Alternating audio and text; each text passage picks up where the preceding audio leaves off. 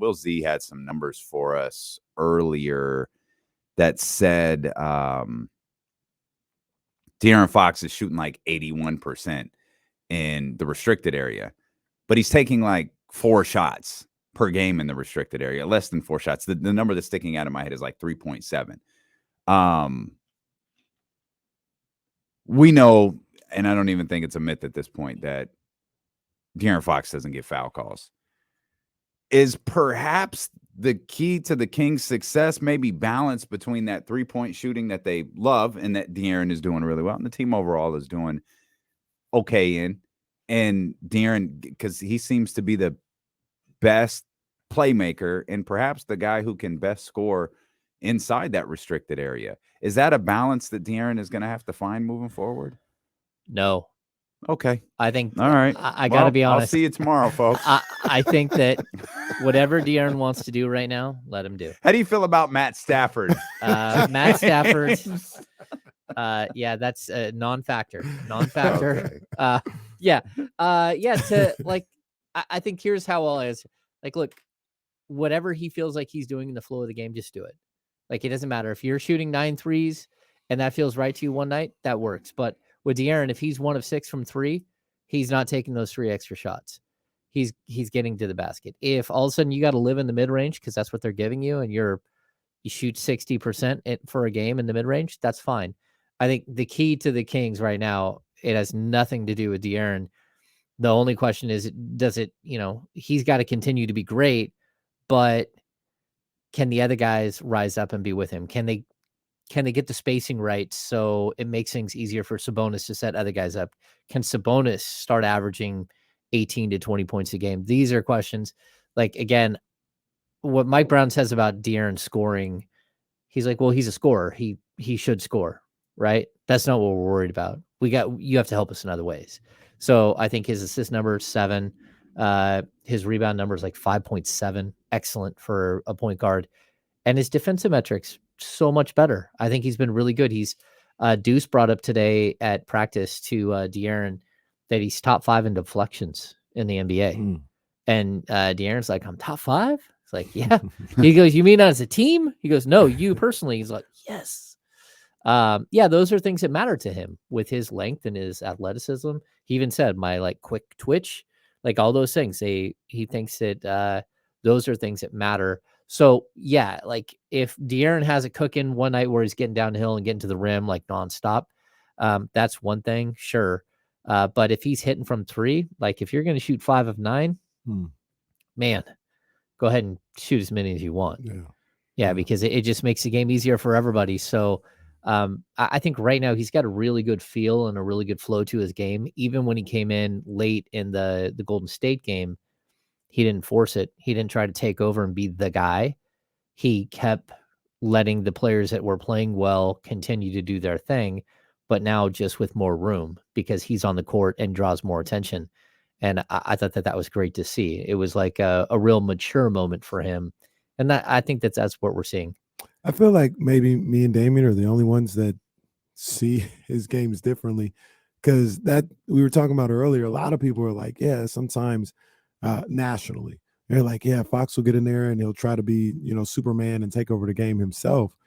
And I've just never felt that to be the case with him. I've always wanted him to shoot the ball more, wanted him to be more aggressive, more assertive, and I feel like he doesn't. And I guess, what do you think? Because I thought in the past that's how he played, but it seems like everybody else seemed to think that he was always trying to do it himself. And I just don't see it that way. I don't see it either. I mean, like, I wanted him to average more than the assist number he did last year. I didn't think that was acceptable for the player that he is. But I also know that they took the ball out of his hands for a good stretch of the season with Halliburton handling the ball. And when Fox was a primary in the last half of the season, he was incredible. I mean, he averaged between like 8 or 9 assists a game. I think that there are moments where Fox has had a great game and he's coming into the third quarter with 28 points or 30 points and he fades. And so people can say, oh, well, it looks like he tried to put it on his back, but it's the same shots he was taking the whole game and that were going in. And now he gets to the final, 6 minutes of the game and he catches just a little bit of iron and misses. and people, oh, well, if you didn't miss those 3 shots, it's like, well, like you wouldn't even been in the game if you didn't shoot the other 15 shots that he made, So I think that's something where you could point to maybe a little bit, but overall, I don't think I ever see like overall where, he's playing like hero ball for large stretches of the game. What's the best thing you've seen from the Kings in these first 3 games? I think it's the combination of Herter and Fox in the backcourt. Like, we had 2 games in a row where they both hit 5 threes. Like, if you're going to get 20 made threes plus in 2 games out of your starting backcourt, that's nuts. I think Herter has been as advertised, and Fox has been absolutely spectacular. And I think, even if we talked about this the other day, Herter went 1 for 9 from 3 against the Warriors, and he's still shooting 48% from 3. Like, that's crazy. In a 3-game sample size, that's crazy. He missed 8 threes. He's still shooting 48%. So what did he come into that game? Like shooting 70-something percent? So, yeah, he's been incredible. Outside of that, you guys love TD. TD's been fun to watch. He's played really, really well. And then there's a Keegan thing. I mean, Keegan's he's flat out a baller. Like, he's going to be really, really good. He's already really good.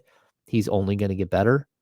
Although we did see him run out of gas a little bit in the Warriors game. We had a discussion earlier today as well about like their style of play and the amount of threes that they take. And I know Damian said he thought in the first or in the third game, the Warriors game, thought they were like trying to hit this comeback 3 in the first a 12-pointer. They were trying to hit a 12-pointer the whole time, and they probably were. But I also said that that's kind of how they play, right? Like that's what they do. That's how they go about things. And I don't think it's going to change. Some crazy happening. Masai Ujiri just got hit with a $35,000 fine. Tampering? No, for yelling. For he's trying to get Keegan Murray. That's table. What it was. Masai Ujiri's trying to get Keegan Murray. Yeah, he yelled at the score. An NBA official at the scores table. I'm gonna be honest. What's somebody talking to? That bothers me. Like, what are you doing? Like, don't do that. that. Yeah. No. Well, anybody, like any team personnel doing that. Okay, I was just about to say, didn't that happen? Yeah, that happened here in Sacramento. Yeah, don't do that.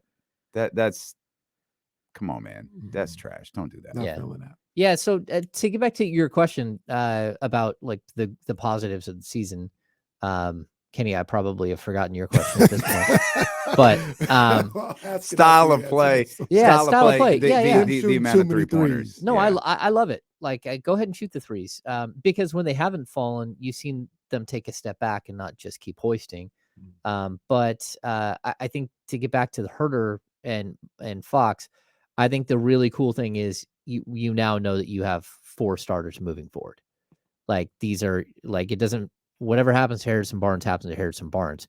But the Kings for the next couple of years are going to start Fox. They're going to start Herter. They're going to start Keegan Murray, and they're going to start Domantas Sabonis.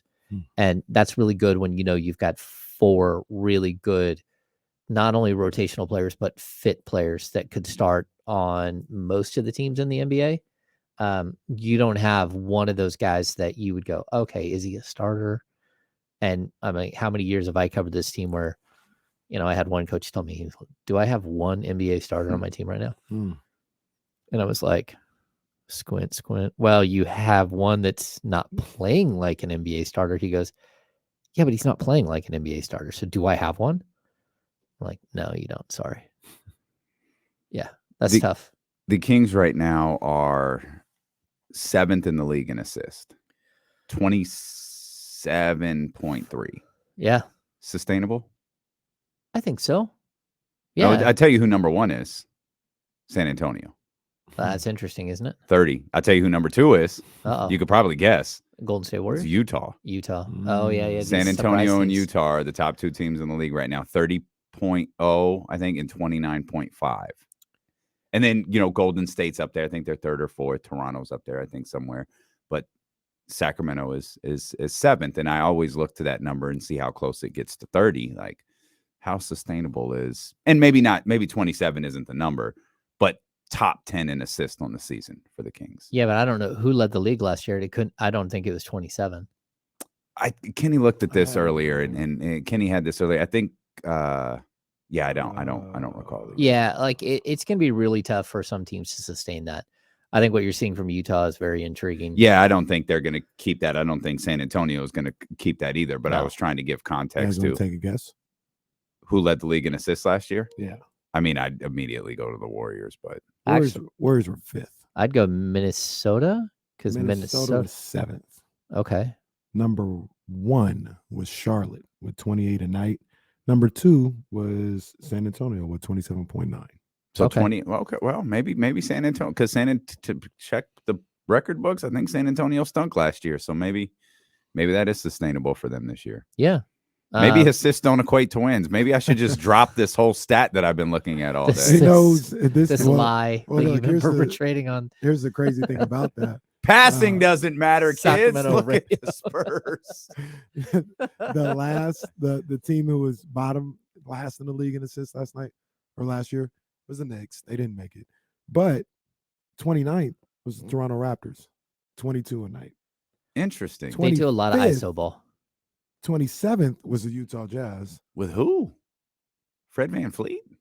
VanVleet, Oh, Siakam. No. Siakam. Oh, Siakam. Yeah. Yeah. Utah was 27th. Dallas was 25th. It's all playoff teams. Even well, Kings. Yeah. New strategy, guys. Don't pass. Just shoot it. Just shoot. Catch and shoot. Four dribbles, and then shoot. Oh man. Goodness gracious. One thing that everyone's been frustrated by is free throws. Is that correctable? I know you talked yesterday. You posted videos yesterday of them shooting free throws, a lot of free throws after the game. We talked to Coach David Patrick yesterday, the Sac State Hornets. He was like, a lot of this stuff is mental. It's mental. You can get in gyms and you can shoot till the sun comes up if you want to. It's a lot different when you're out there in front of, 15,000 people. Yeah, I mean, that's where it sticks out with Harrison Barnes. Like a career 80% shooter, all of a sudden he's shooting 53% or whatever it is. Yeah, it's all mental. And to be honest, I don't think it's that the Kings are mentally weak. I think it's that the Kings have a million things running through their heads right now while they're trying to figure out defensive schemes, figure out the offensive playbook and everything. They have all of these things going on in their head, and they're stepping to the line without taking that extra second to clear it and come up with the big shot. Again, it's already cost them at least one win. Clippers. Yeah, you 57%. You missed 11 free throws and you lost by 2 points. Yeah. But I'll even say the Portland game, they missed, I think it's 8 or 9. I mean, it was bad there too. And in a really close game, you just can't have it. And they know that. Even Harrison, like, I don't know what's going on. Like, it's not something I've ever had to worry about. And yeah, you hope that it's something that smooths out pretty quick. Yeah, it's a lot of pressure here in Sacramento on this team to get it done. There's I think so excuse. too. There's no excuse. You got to get it done. But there's a lot of. This isn't just another basketball season. This seems like it's the basketball season. We contribute to it, but I mean, it's the fan base and everybody. It's like the biggest basketball season of all time. Yeah, you got to win. Well, it feels like the last hope, because if this fails, we've discussed like what if this season doesn't work out? Then what? I think it's interesting, right? Build around Keegan Murray. I mean, you pray Indiana doesn't get better, and that looks worse. You feel like you probably already lost to Montes Sabonis.